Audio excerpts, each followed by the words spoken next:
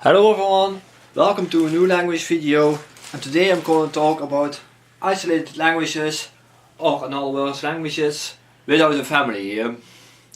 I'm going to do the things a little bit different than usual, because I thought it would be interesting to make a kind of a Q&A of this kind of topic. So technically I just read everything I wrote in this document. So without further ado, let's get started. Question: what are isolated languages? Answer: these are languages that don't have a family.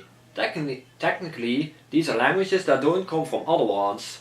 Languages that are very similar from each other often come from that one specific language. These languages are usually a family. Question: are there many isolated languages? Answer: no. In fact, in Europe we only have two isolated languages. These languages are Basque and Cat. Cat is only spoken in a very small part of Russia.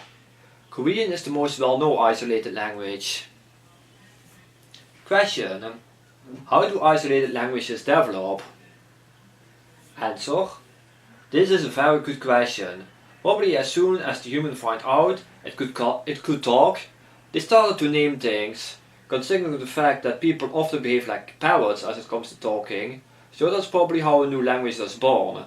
For example, if I start saying keks to a box, then there's a good chance other people call the box keks as well. Question: what is the most widely spoken isolated language?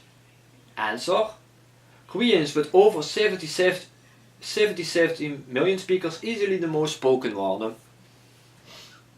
Question: and what is?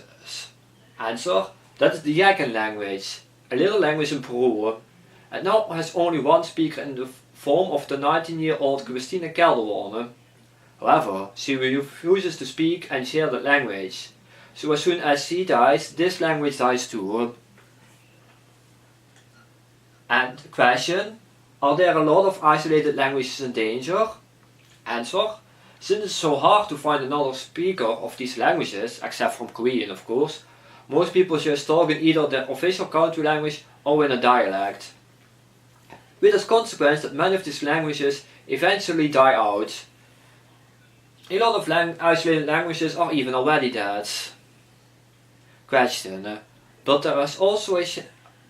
there are also isolated languages we can save, right? Answer: as long as the language exists, there is always a chance. In rare cases, even dead languages can be saved, like Latin, but we save that story for another time.